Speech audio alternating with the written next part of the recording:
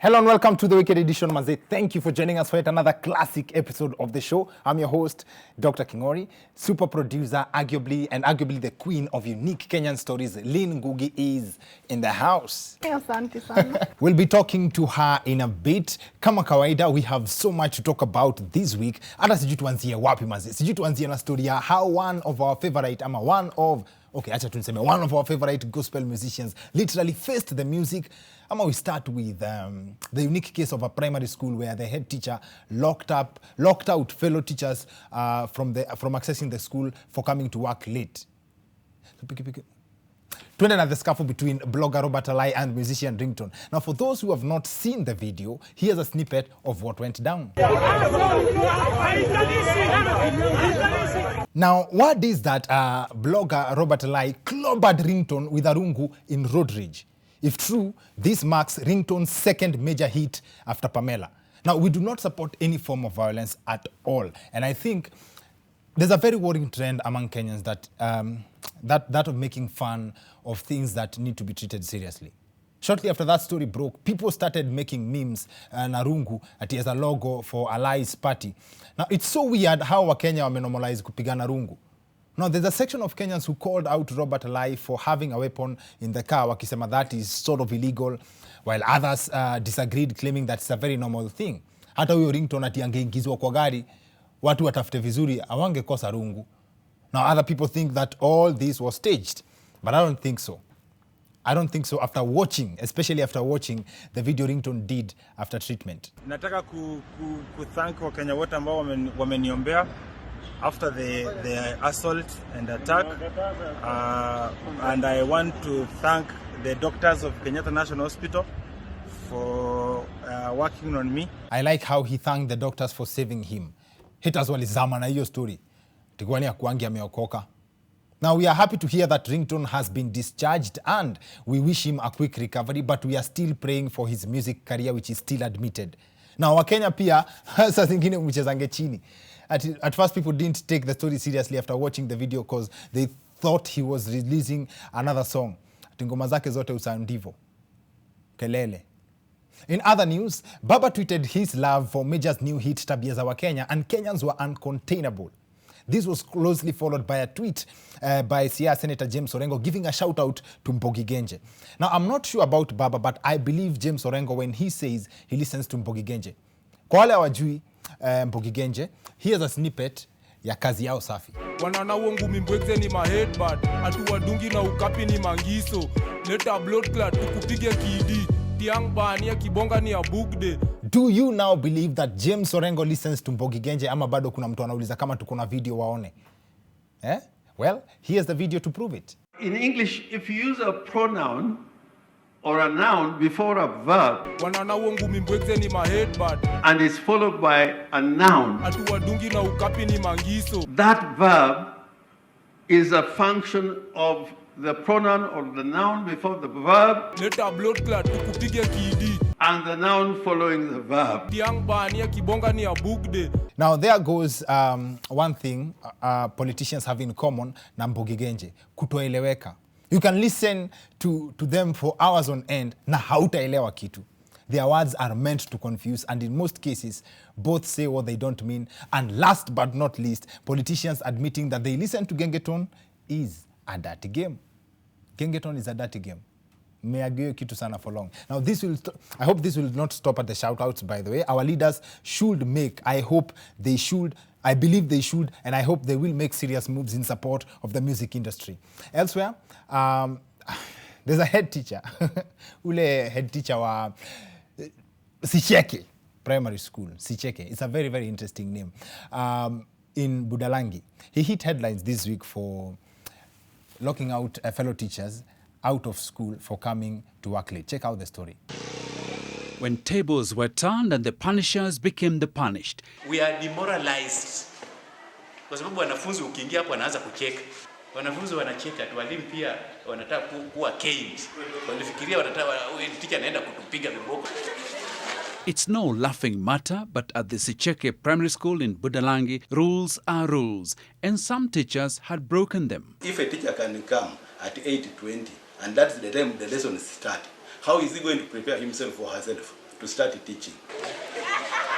The teachers were late for the first day back to class. They had to learn their lesson. Kufika hapo tunauliza watchman. Nini? Hedi amesema nifungie walimu. Kwa nini ati mmechelewa? Sasa tufanye aje? Muende nyumbani mtarudi kesho. Desperate not to skip class, the offending teachers had to find a way to get in. Niliingilia kwa fence. Nilipitia kwa waya. Nikaingia. Baada akakuja nikamshikia waya tena na yeye akaingia. Albert akakuja akaingia. Sasa tungefanya aje? Alafu utasikia mtu akisema ati head teachers don't teach. This story makes it feel like the head teacher is the teacher of teachers. Now after this, how do you even convince your students that education is the key na wewe mwenyewe umeingia na fence? But then again, this head teacher, I believe, should be promoted by the government to the department that should ensure that government projects are delivered on time. Maybe we would have a different story. That said, we have so much to discuss na guest wetu wa leo mazee. I can't wait. The one and only Lynn Ngugi joins us on the other end of this short commercial break. See you guys in a bit. Hi, I'm Dr. Kingori. There's something I'd really love to show you around this place.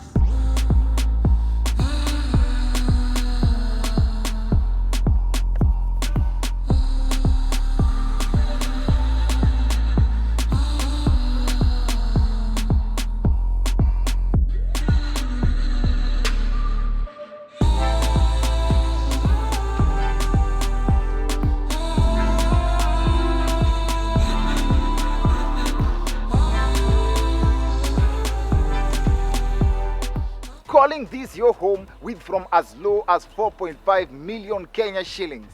I don't even need to mention it.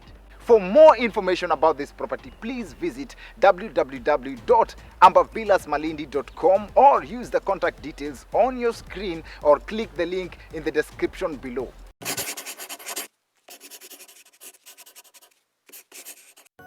Welcome back to the Wicked Edition. Asanteni sana for joining us for yet another classic episode. Maze guest wetu wa leo vile nimwambia ni Madam Good Vibes, team yake inamuita super producer na mnampenda for the stories anafanya kwa social media, anavuruga sana pale YouTube. You already know who I'm talking about. Lynn Ngugi is in the house. Karibu sana. Asante sana. Nilikuwa curious sana na something I saw about you that umewahi kuwa waitress. For real? Si ukweli. Hizi vitu zote ulifanya when kama tuko na team member wetu anaitwa Kwacha aliniambia ulikuwa na act before. Yes. Tena story yako tena umeenda out of the country enda hustle rudi. Sahi unafanya production na content. Waitress iliingilia wapi? Waitress ilikuja after nimemaliza shule. Nilifanya broadcast journalism, East African School of Media Studies. Yes. So after tumemaliza kukuwa na jobs and I had a friend of mine alikuwa anafanya kazi huko Dubai. So yes, akaniambia kanaweza enda kutafuta job huko. Big up watu wa Gulf. So nikaenda nikatafuta job Costa Coffee. So nimekuwa waitress, nimekuwa barista, najua kumake kahawa. Nimekuwa barista na waitress. So I know how to serve guests, kutoa vikombe, kuclean meza, kuosha hizo vyombo, kurinse, kupika kahawa, kutengeneza sandwiches. Yeah. Hiyo ulifanyia Dubai? Nilifanyia Dubai. Costa Coffee. Wow. Ulikuwa unawekea watu kahawa na degree ya news anchor, media? Vibaya sana. Saa ingine usikae tu ati unasema umesoma ati yomi sasa niko na hii hapa diploma. Me I have a diploma, not a degree, diploma in broadcast journalism. So sikuwa nataka ile, nilikaa home, hata umedrop CVs kila play, hata Nation Center, unaenda huko Capital, unaenda everywhere, una drop hizo CVs, demos, hizo vitu zote, but you know sometimes vitu hazifanyikangi saa hiyo unataka zifanyike. So ndio nikaenda Dubai sasa. Ukiwa tu passionate, unaserve watu kahawa bado ukiwa passionate. Unamaliza kahawa unaenda kuwatch Sophie Kenye huko, unamaliza kahawa unaenda it's lazima tu ujipush, ufanye what's there, kushinda ukae idol ukisema acha ni hangi diploma yangu ama degree. Because sometimes things don't work out as fast as you want them to. does that work anymore? Hiyo ya kwenda kudrop CV ukihope msee atakucall. As in, what are the odds that utapeleka CV ama utumie mtu CV yako kwa email and then they will call you back? Mimi sikuipata call back and we sent a lot. Tulituma demos mingi sana. My mama hata alikuwa sengine anakosa doa na ana have to save like 3k for a while. Ndio anipe niende nifanyiwe demo. Hiyo demo ukuje tena udrop CVs. Hello, nini, I just graduated, nini. I never got any call back, kama reply. Then Never. I think basi that redefines kutengeneza CV kwa sababu you had to work in what you call CV ya Lynn Ngugi, but as a person. I think basi CV imechange definition. That's actually, I've heard it from you. That's now the correct way to phrase it. Yes. CV sa imechange. CV ni more of skill sets. Yes. Putting yourself out there, letting people know I'm here even before you get there. Yes. So ni lazima tu hizo passions zenye uko nazo uanze kuziput out there, then mwenye anakusource atakuona tu. But here kuandika, okay, maybe it works for some people, it never worked for me because I never got any call back. I've read about you, you always credit your team. Kwanza I do, you should marry him. Si unaona ndio ule pale. No, actually, no, you know, I've known Edu, now it's 11th year. Friend zone. Sija hata hakuna mwenye ame friend zone mwingine. We are all in different. Ukisema hakuna mwenye ame friend zone mwingine, that means so many it's things. It's never been like that even. I always say, Edu, hata siku brother zone. I always say he is my destiny connector. No, as in, what is this thing with you ladies? Ati, not ati si ati nime brother zone. No, but anyone who knows us outside work. Okay. Yeah. Anyone who knows me and Edu outside work, Edu comes in as my big brother. Like brother zone. Sorry Edu mazepole. Ed, mi sitaki kumdescribea life yake, but he's in a space hata hakujai kuwa na kitu like me. It's just that I love the fact that Edwin Ochieng is really an incredible human being. Hakuna friend zone, hakuna brother zone. I don't have a brother in life. Si tumezaliwa mademo waini. He felt no, he connected that destiny. He is like for real. Hata nasemanga rorashio yangu si lazima atakuwa hapo. Woi. Yeah. That's worse. Si worse? Hey, that is worse. Naona venye anakuangalia pale. No, hata sitaki kumwangalia because I'm thinking as a man. Kingori siwache tu wache.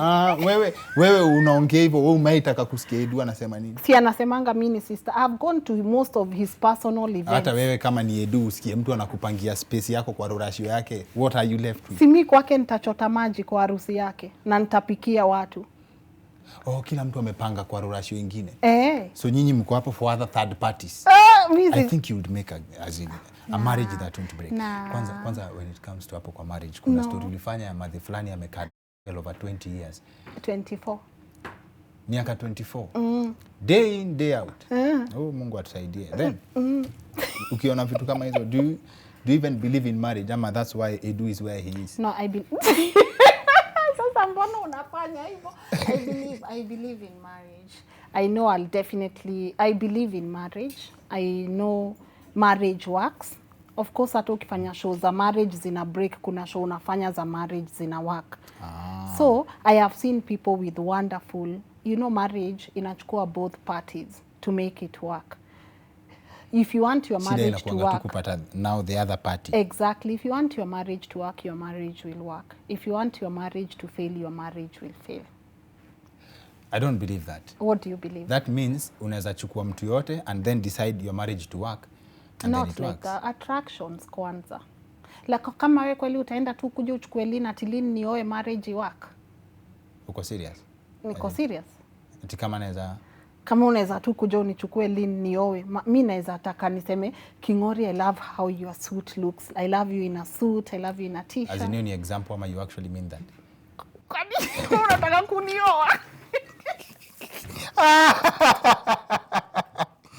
Unataka kunioa? Wewe unakaa umeka watu wengi sana. Akina Edu anafinyana hapo mahali wako.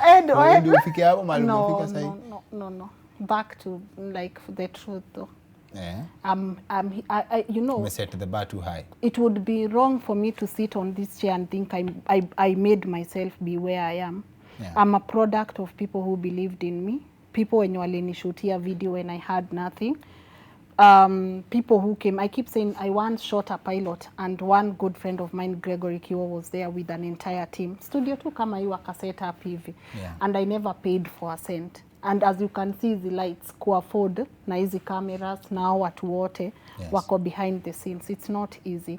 I'm a product of people who took a chance on me. And fortunately, right now, I'm working with one of those people, Edu.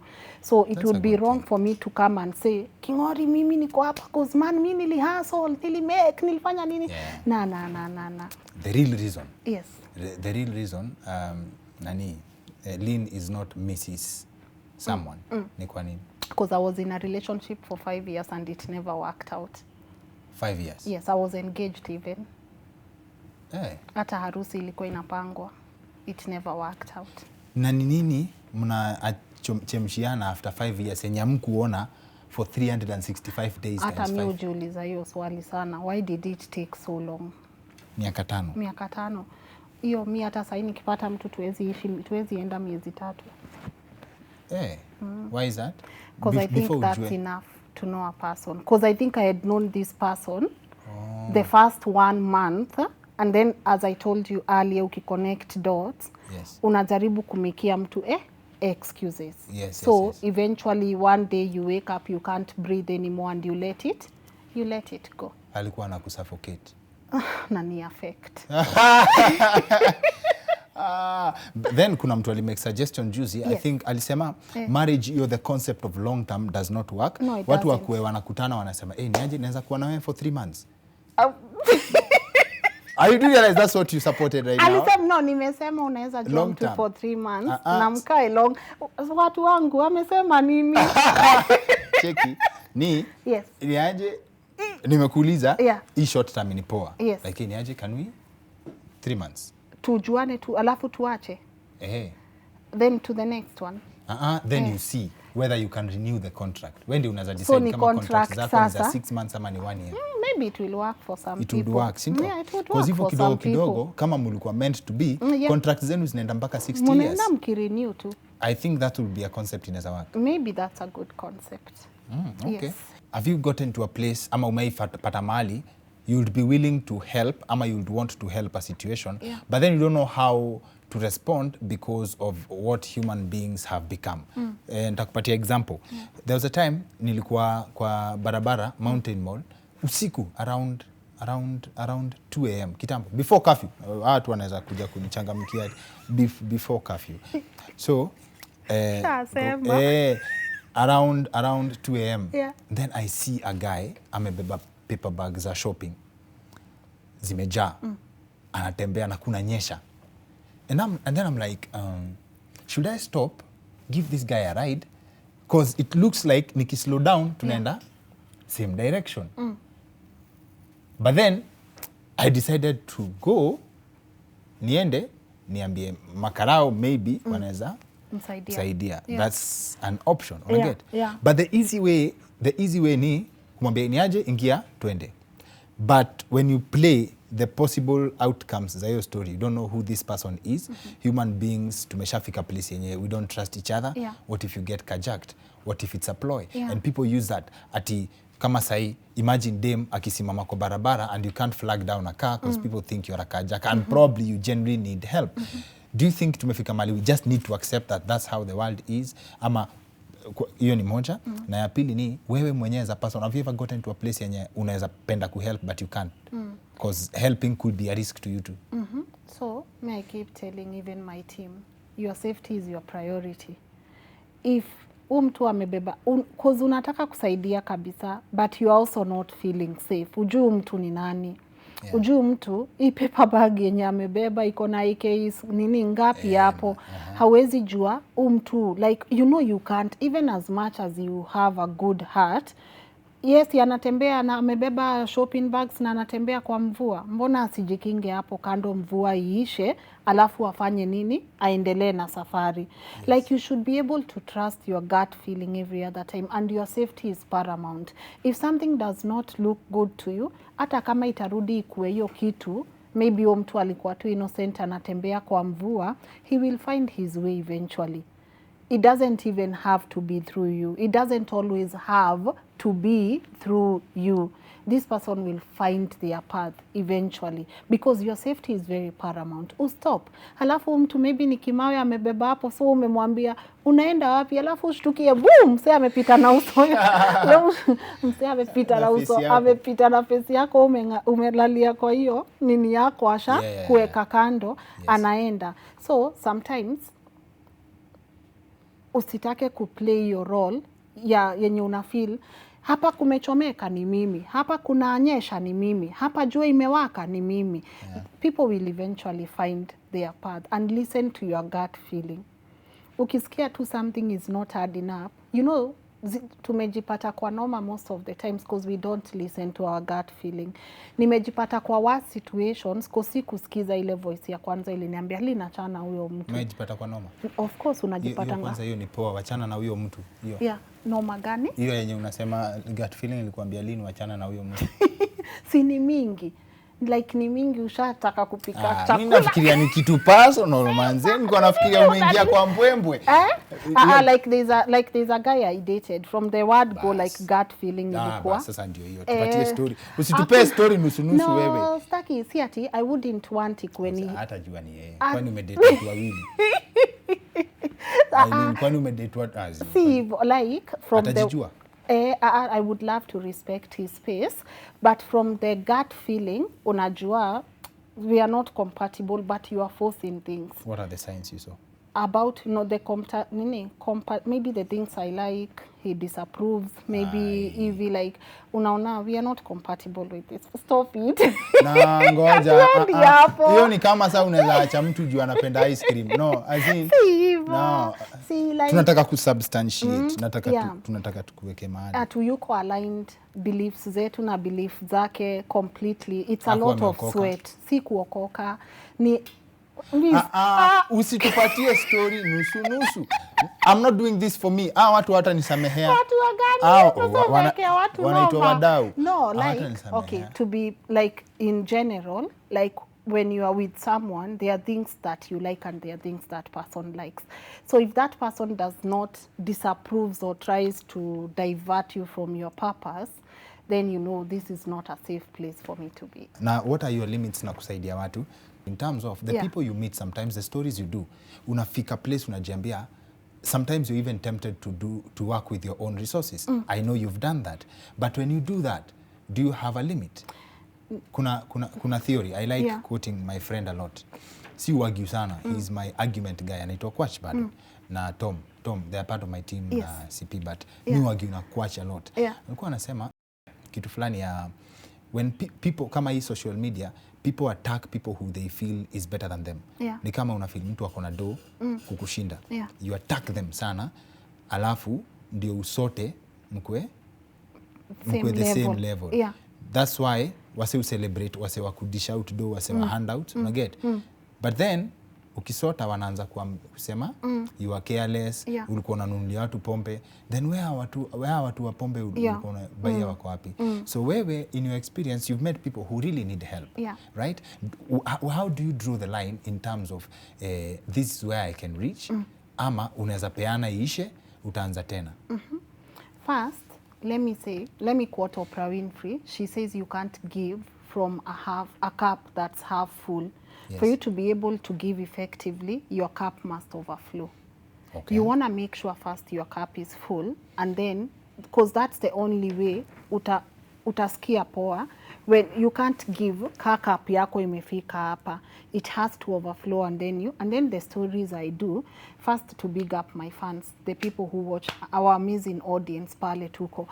What happens is linatoangi hizi pesa kwa mfuko. My job is to air. Okay, kuna saa ingine unaenda unafanya show unaachia mtu 5,000, hiyo umetoa tu kwa mfuko yako, shika, unaona, cause hizo circumstances umemwacha hapo, by the time show ikue aired, mtu labda ni nyumba anafukuzwa, show itakuwa aired 1 week later, ata survive aje? Mi usema penye inatoka ndio Mungu atarudisha. So I love my fans because hizi show nikifanya si ati Lynn tena anaendanga ana withdraw 1 million anasaidia mtu. Unapata mtu amesaidiwa na mtu wako Pokot, uko Kitengela, Kisumu, nini, they all come together to help a person. So unapata hata kauli mwachia 5k, si life yake imechange sasa.